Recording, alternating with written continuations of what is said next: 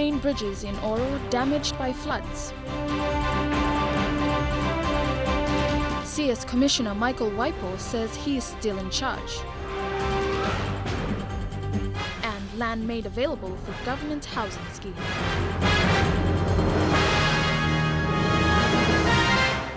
This is National EMTV News with Hope Imaka. Good evening and thank you for joining me. This is Tuesday's news. 4 bridges and 6 culverts in Northern Province have been damaged by flood, and provincial authorities fear it may worsen if heavy rain falls again.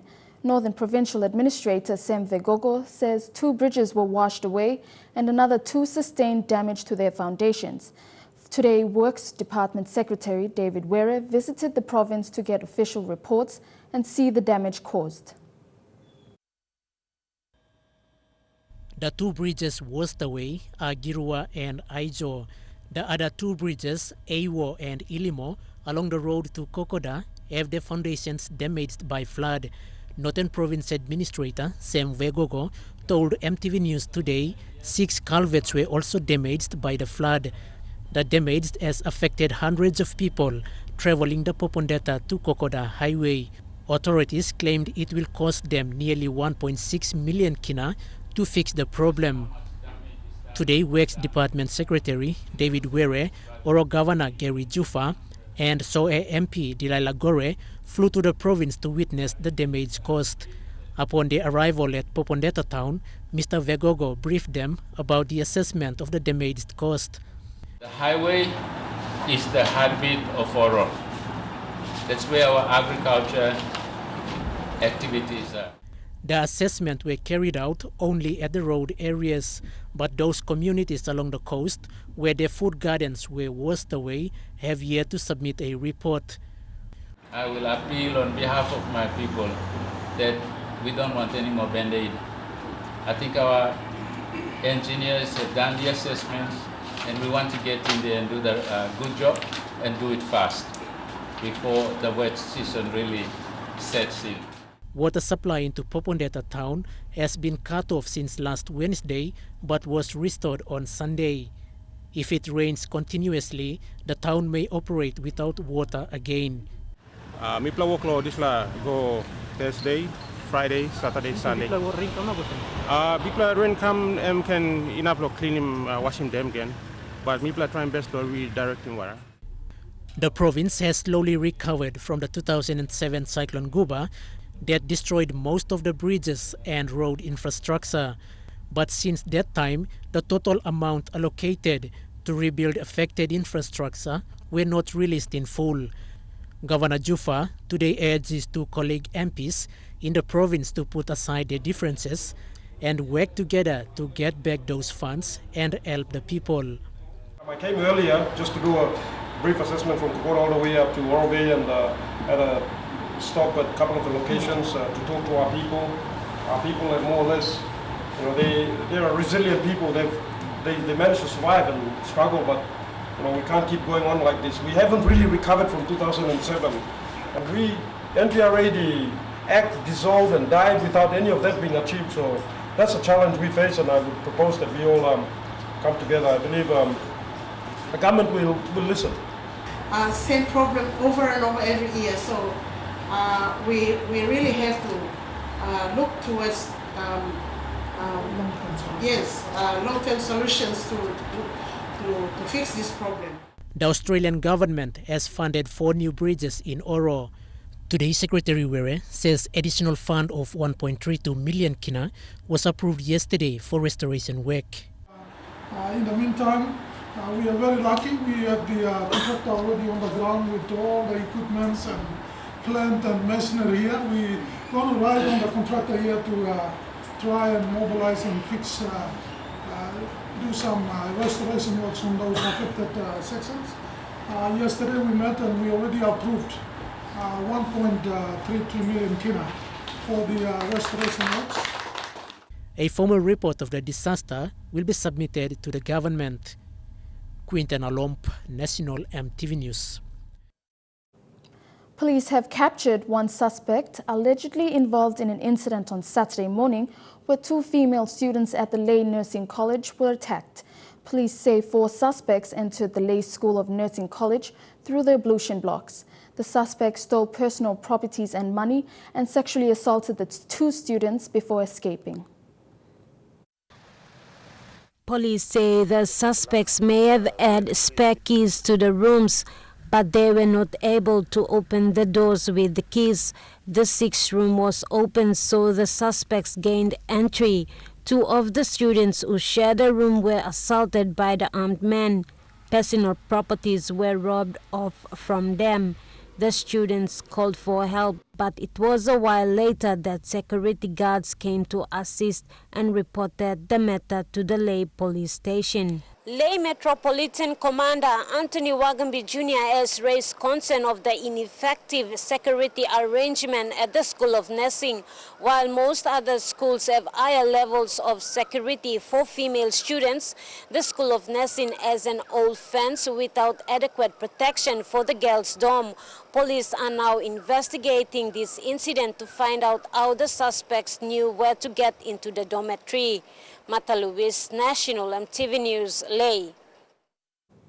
In another incident in Lae on Sunday, a man's corpse was found on board a foreign vessel called the Apostolos Konstantaras. Last Thursday, the ship was traveling to Australia from China and was 260 miles off Waipo when an accident occurred. The deceased, a Philippine national, was on duty at the time when he was hit in the head when the crane he was working with broke and fell on him. He was administered first aid but died of his injuries a short while after being struck. The cargo vessel's captain raised the alarm with PNG authorities and the vessel was directed to Lae waters. Lae police boarded a smaller vessel and went to the ship and removed the body from the ship to Lae International Hospital. A post-mortem will be carried out before the shipping company repatriates the body back to the Philippines. Police are investigating the death of a man and the rape of a woman in Port Moresby. The 2 incidents are not connected, but they were alleged to have involved police personnel over the weekend. Teklagunga reports.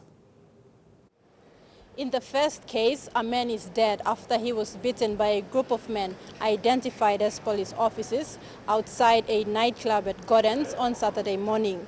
The National Capital District Metropolitan Superintendent Benjamin Turi told media that 2 police officers have been arrested and are in police custody in relation to the killing. The motive of the matter is yet to be established.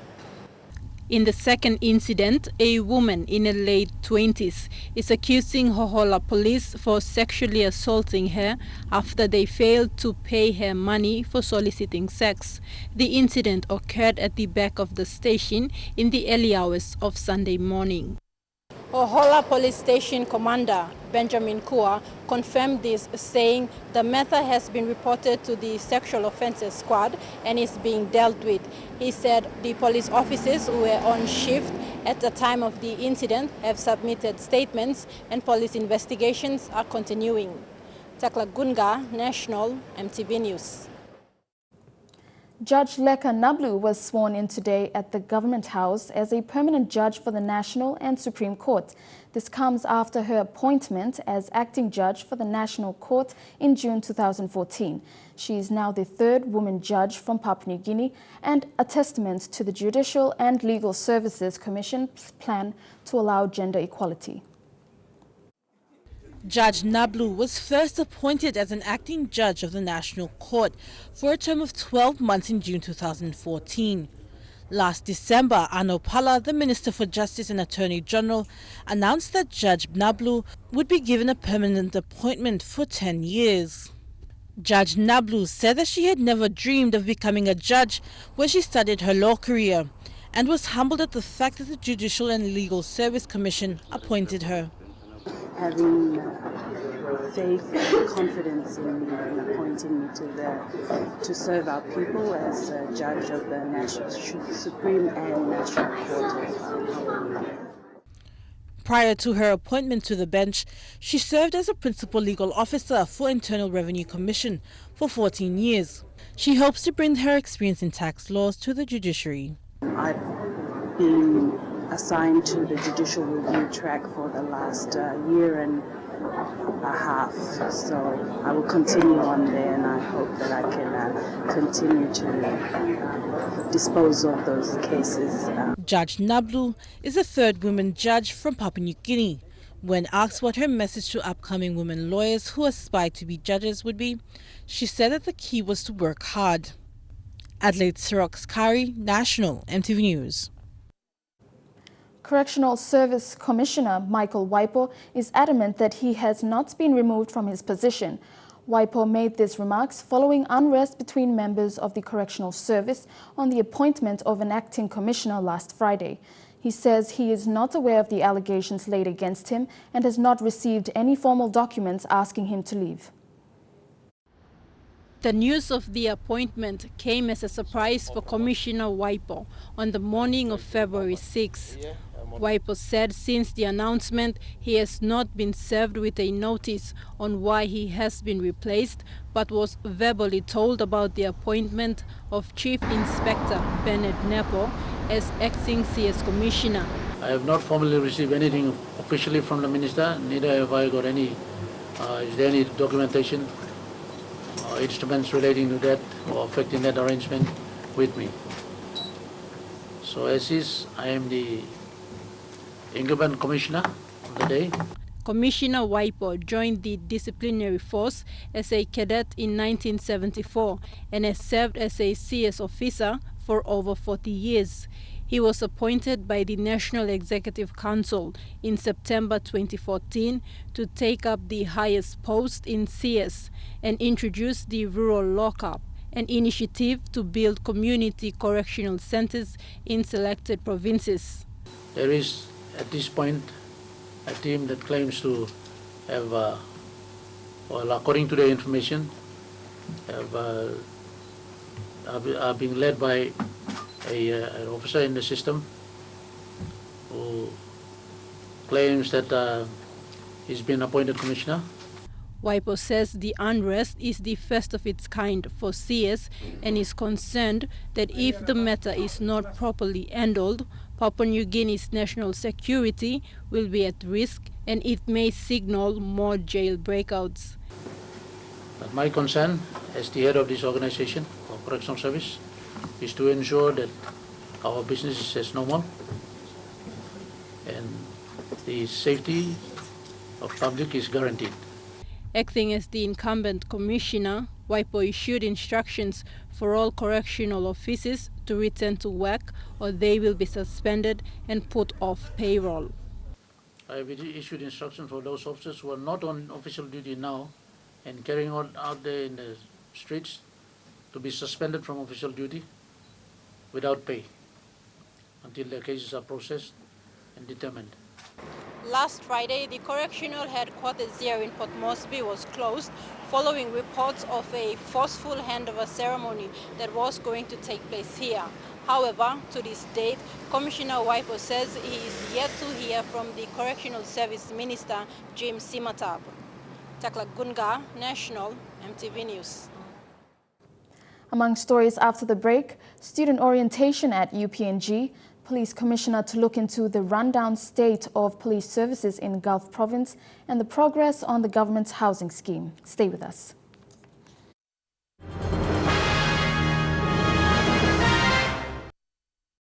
Welcome back to the news.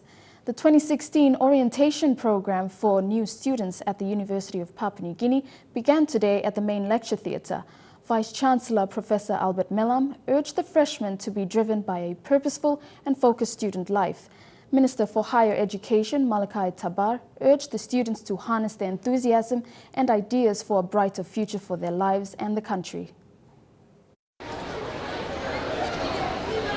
It's that time of the year for the University of Papua New Guinea, where the campus is busy with hundreds of freshman students commencing tertiary-level studies, beginning with a week-long orientation program to help them settle in. Stalls were set up by peer educators giving information about the different services provided by the university. Higher Education Minister Malakai Tabar congratulated the students for securing a place at the university, which is one of the most esteemed higher learning institutions in the country and the region. Secretary for the Department of Justice and Attorney General Professor Lawrence Kalinoy told the students that they were part of a strong legacy, with graduates of the university now leading the country in commerce, business and government. It is this institution that actually creates leadership. It is this institution that actually provides the majority of our people who actually run the country and commerce and business in this country. Minister Tabar announced that the higher education sector is moving towards a new era in tertiary and technical education. He said the O'Neill-Dion government has recognized the fact that higher education, science and technology are significant aspects for PNG's socio-economic growth and development. Minister Tabar said the department is also undertaking a review of our national qualifications framework to ensure that the qualifications of our university and colleges are consistent and transferable within PNG and internationally recognized across the globe. Deli Waigeno, National, EMTV News. New infrastructure developments are expected to take place this year at the University of Papua New Guinea. This includes the construction of new student services building, lecture rooms and an auditorium for the School of Business Administration. The University of Papua New Guinea has not seen many changes to its facilities in a long while. Last year, it was fortunate to receive funding for a new Science 4 building and a School of Law building. But these developments have since ceased due to funding issues. A 4 million kina funding package from the government will soon see work resume on the Science 4 building, while funding is yet to be sourced for the new law school.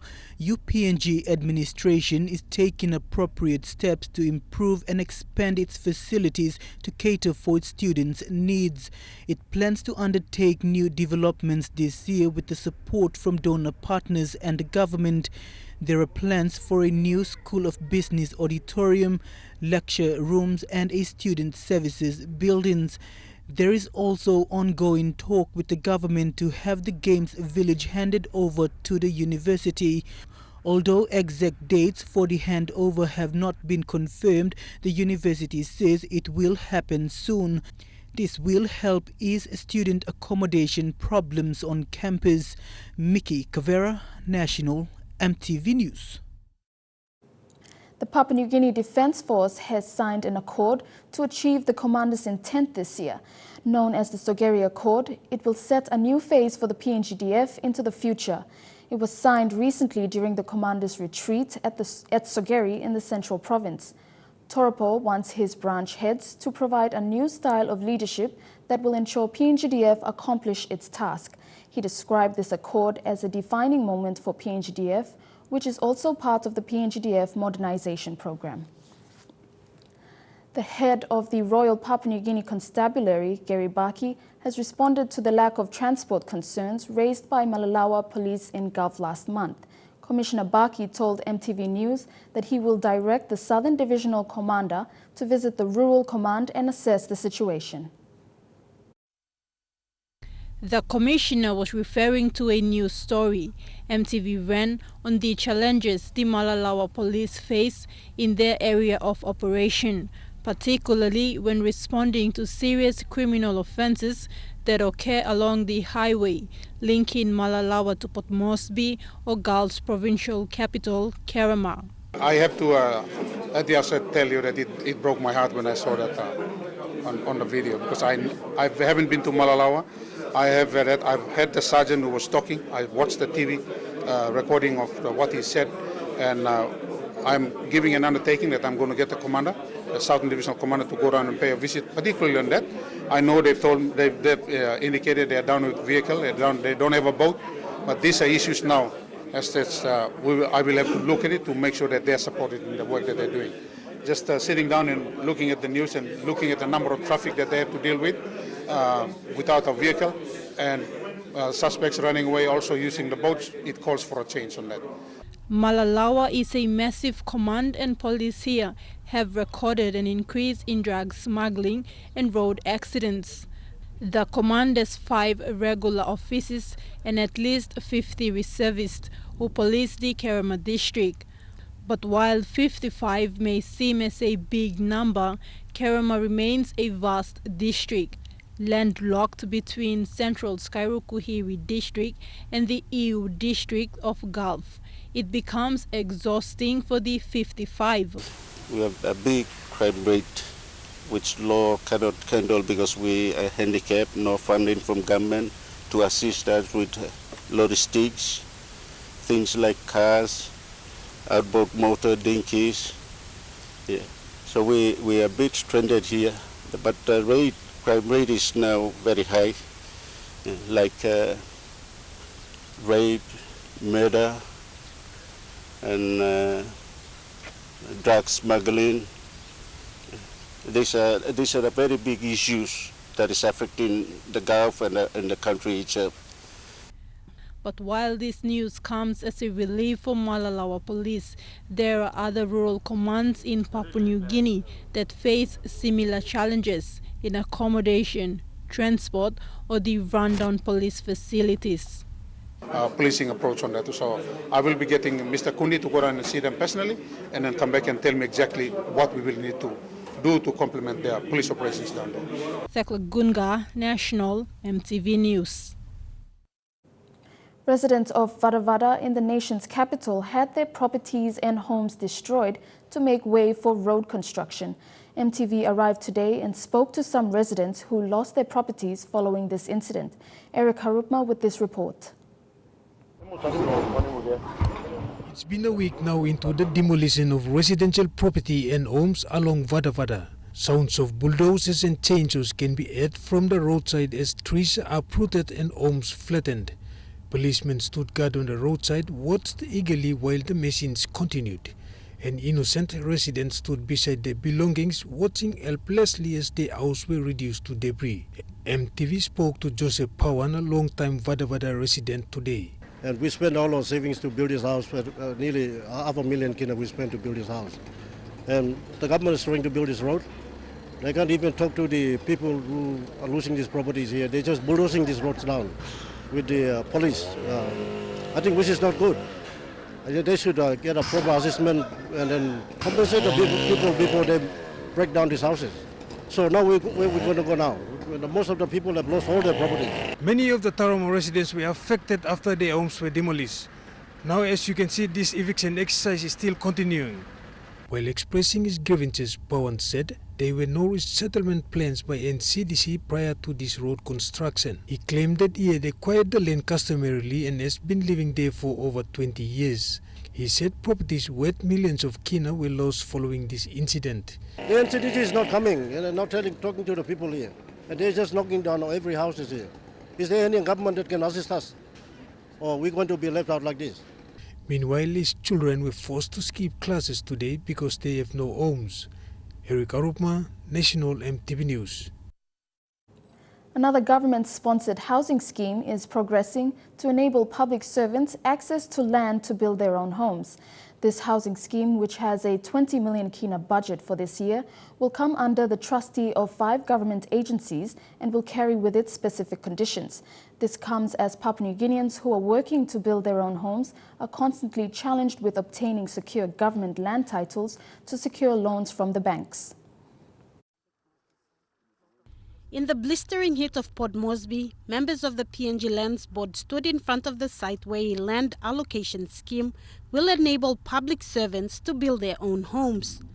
There are about 32 government departments and organizations. They came together, putting ideas together, work together to acquire land here.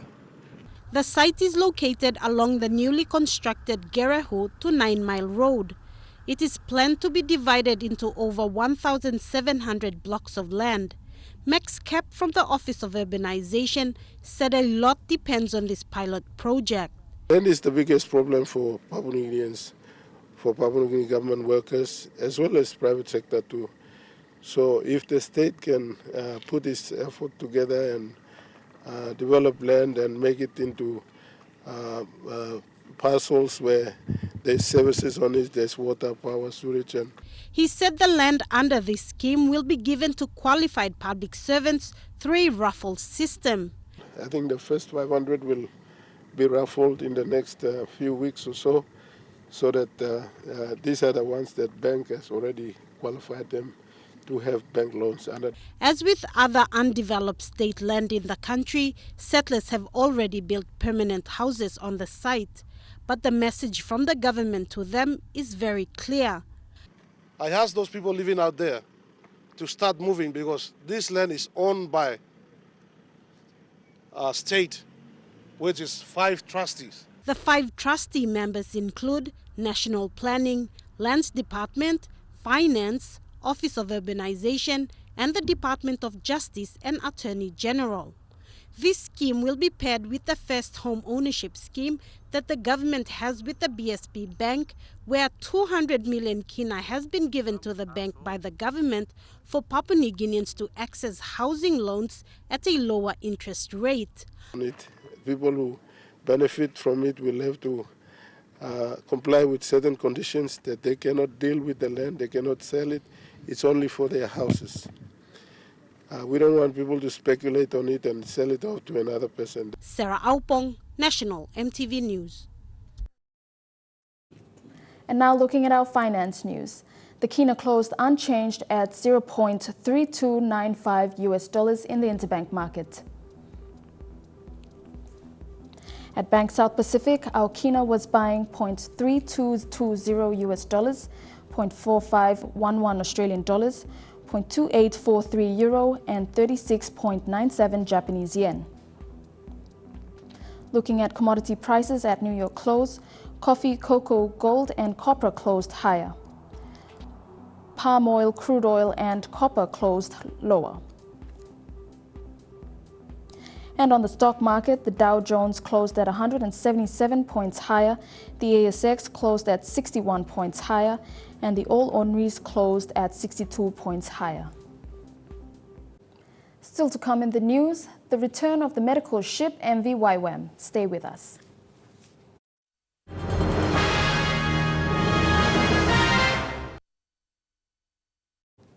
Welcome back to the news.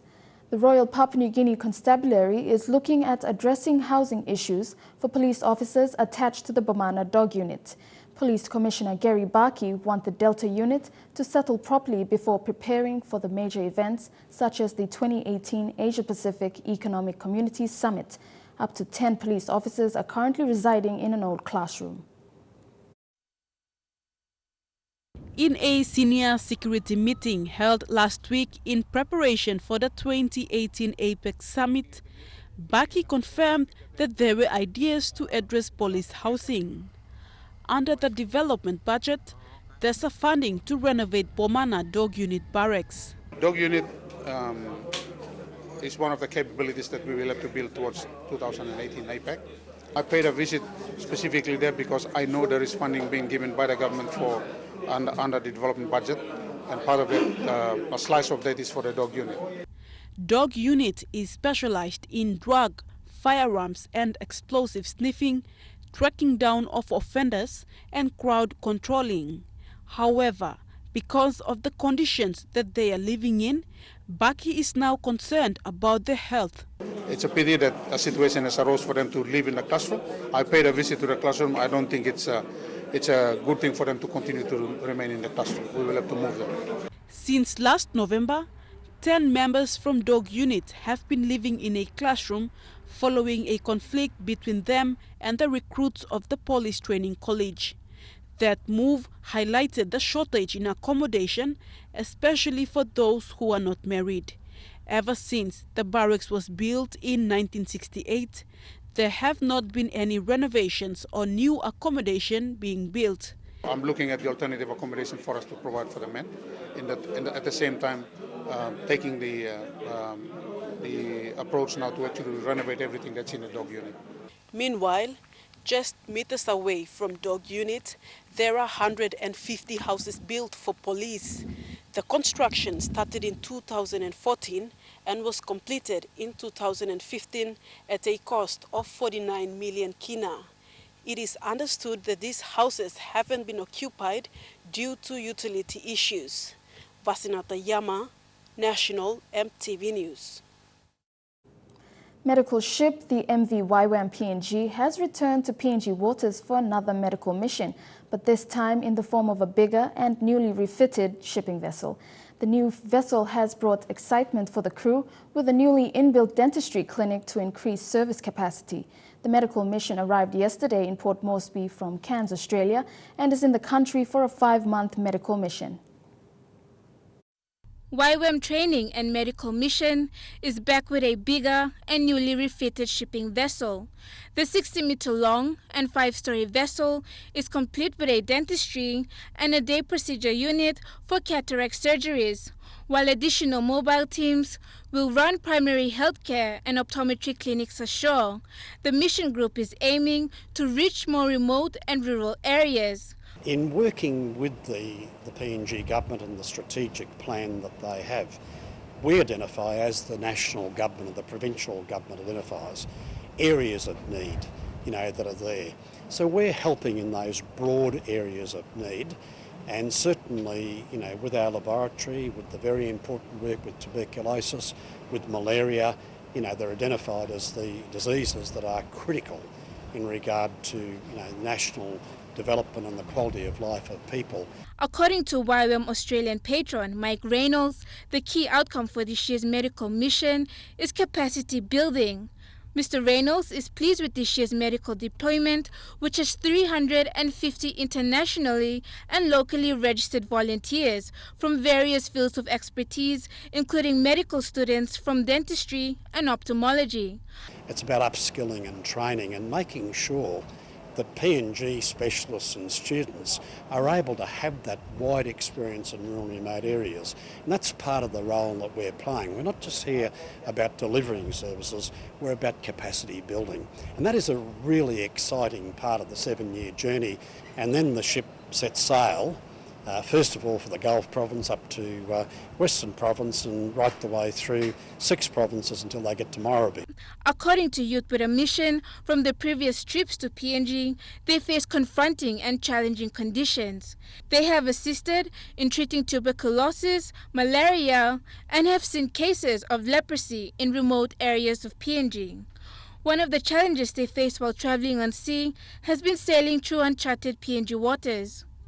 The medical ship will be in Port Moresby for less than a week and will set sail on Saturday to remote rural areas in the southern region, starting with the Gulf province. Merlin Diaukatam, National EMTV News. Sprint queen Toya Whistle prepares for Rio. That story and more in Trukai Sports when we come back.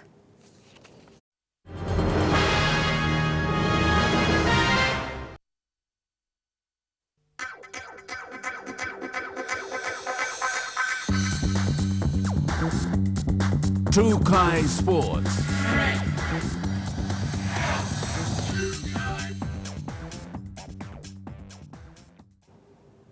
Welcome to Trukai Sports. She hasn't made headlines since the 2015 Pacific Games, but Toya Whistle is back, in shape, in form and ready for Rio. The sprint queen has returned to her sprinting glory, placing first and second in the ACT Championship 200 meters and 100 meters events in Australia.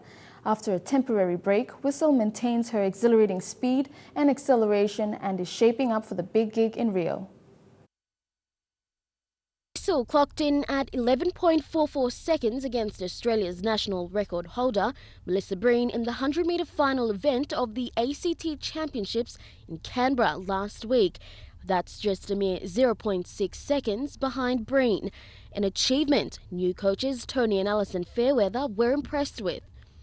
In preparation for the Rio Olympics just 6 months away, Whistle is pushing to obtain the A qualifier of 11.32 seconds.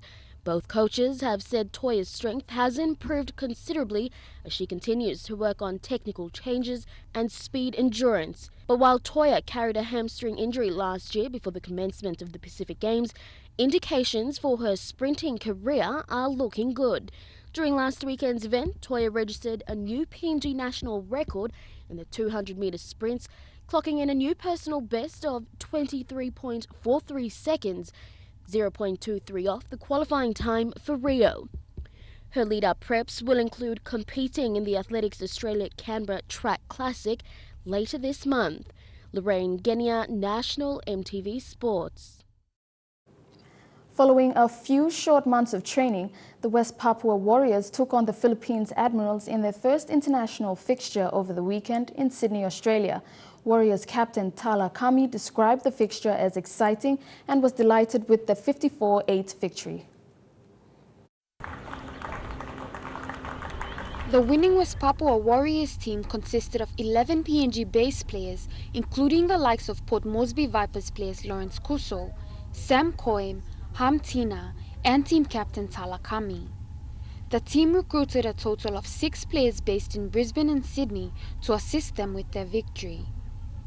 Boys that were based in Brisbane, they were actually part of a team called the Tamioks, Rise for Free West Papua, which was another team that was created to promote the Free West Papua cause in a few tournaments down in Brisbane. So they actually contacted us and said, you know, is there an opportunity to help you guys play, or is there an opportunity to play with you guys?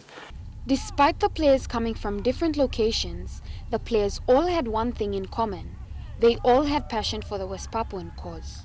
This drive supported them to win their first international fixture.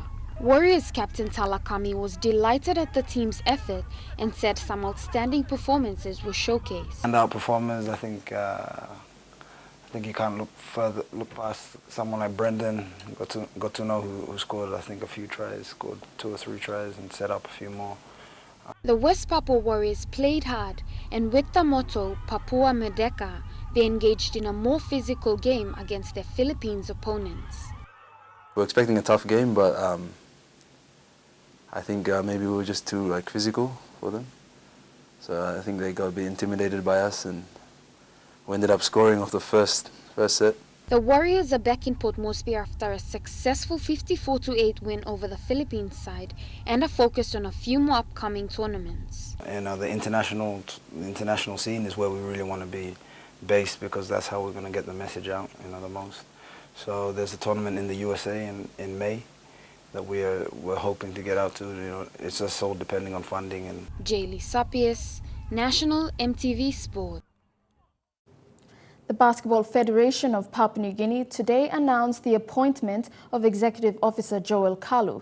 In his capacity as Executive Officer, Kalu will cover various development programs to elevate the profile of basketball in Papua New Guinea.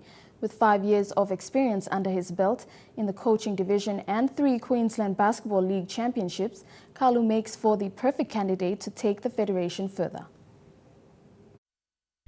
Joel Kalu is no stranger to the basketball fraternity. He's coached the national men's team since 2013 and was part of the team's highest achievement in the history of the PNG men's national team in the Pacific Games.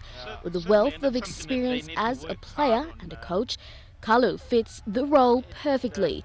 Now the newly appointed executive officer, his focus, taking basketball PNG to the world stage. Out our plan of attack, not only for, I guess, short term, the next 6 to 8 months, but also the next 3 years. So it'll be built around a lot of the strategic plan and working with the key stakeholders to make sure that we're trying to service as many people as we can. That's a big challenge. Joel's appointment was through a joint initiative between FIBA and Oceania and BFPNG to develop the capacity of basketball in country. As we said, we want to grow the game in the outer regions as well. So, part of my role will be going out, kind of evaluating what facilities we've got, what the need of those associations out there are, and making sure that we try and meet those needs as best we can. So, growing the game, it takes, facilities as well. So, that'll be something at a board level that we talk about in terms of identifying what we've got and what we've got access to. While improving the status of PNG basketball regionally and globally, development of the code will remain a must. Lorraine Genia, National EMTV Sports. Trukai Sports continues after the break. Stay tuned.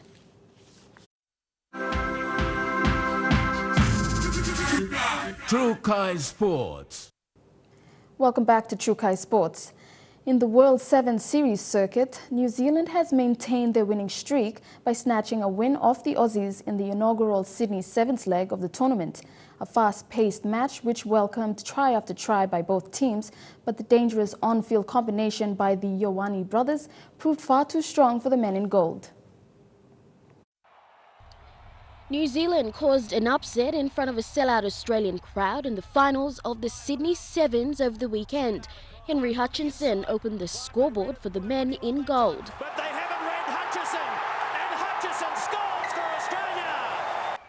But the Ioane brothers' on-field combination proved far too good. From a beautifully picked up inside ball to a try that put New Zealand in contest for their first back-to-back sevens win in the 2015 and 2016 series.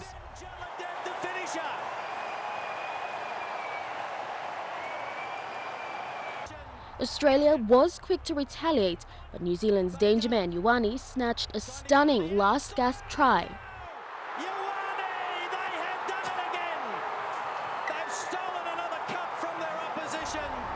Their win leaves them secured in third place on the World Series table behind South Africa, while Fiji maintains the top spot and Australia dropping to fourth place with 54 points.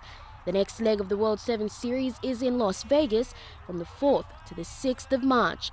Lorraine Genia, National EMTV Sports. The 11th edition of the 2016 OFC Futsal Championship was held at the Vodafone Arena at Suva, Fiji. The tournament will run from the 8th to the 13th of this month and has drawn a total of 6 OFC member national teams. This tournament will act as the OFC qualifiers for the Futsal World Cup.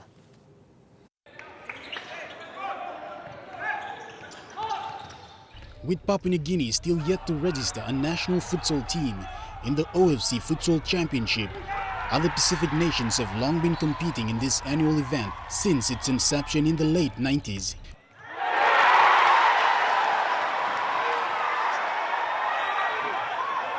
Fiji, New Caledonia, New Zealand, Solomon Island, Tahiti and Vanuatu are all competing in the current OFC Futsal Championship in a round-robin format. So far, Fiji, Vanuatu and Tahiti are sitting on 0 points after day 1 of the competition, and match day 2 is an important one as they look to put themselves in the running. Solomon Islands, New Caledonia and New Zealand are all looking to separate themselves from the winners pack after day 1 with 3 crucial encounters yet to come. Vanuatu gave their all against New Zealand, holding the futsal-wide scoreless in the first half with strong defense. However, quick counter-attack style of play by New Zealand proved difficult for Vanuatu to contain with a comfortable 5-0 win.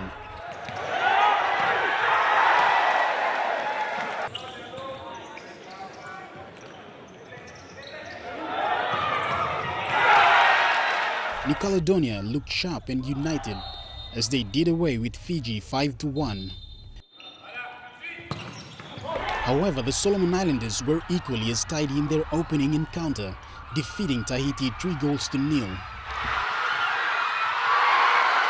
The winner of the tournament will qualify for the 2016 FIFA Futsal World Cup in Colombia as the OFC representative. Shane Soroya, National EMTV Sports. That ends Trukai Sports. I'll be back with the weather forecast after this break. Trukai Sports.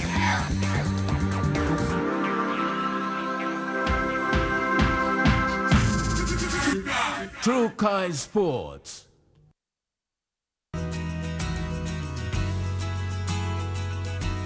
Your weather forecast for tonight and tomorrow.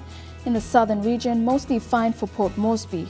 Thundery shower or 2 for Daru. Chances of evening showers for Kerema. Cloudy chances of evening showers for Alatau. And fine, although cloudy at times, for Popondetta. In the Momase region, cloudy with a chance of showers for Lae. Partly cloudy with a chance of showers developing later for Medang. And mostly fine for Wewak and Vanimo. In the New Guinea Islands, cloudy with a chance of brief evening showers for Lorengau. Few showers with occasional thunderstorms for Kavieng, Kimbe and Buka. And chances of shower or 2 with possible thunderstorms for Kokopo and Rabaul.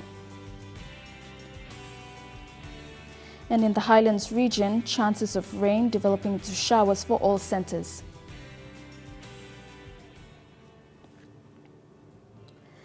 Now recapping our top stories for tonight. 4 main bridges in Oro damaged by floods. Correctional Service Commissioner Michael Waipo says he is still in charge despite talks of new appointment, and sprint queen Toya Whistle prepares for the Rio Olympic Games. And that's the news, sports and weather for tonight, Tuesday, the 9th of February 2016. On behalf of the entire news team, I'm Hope Imaka. Pleasant viewing. Good night.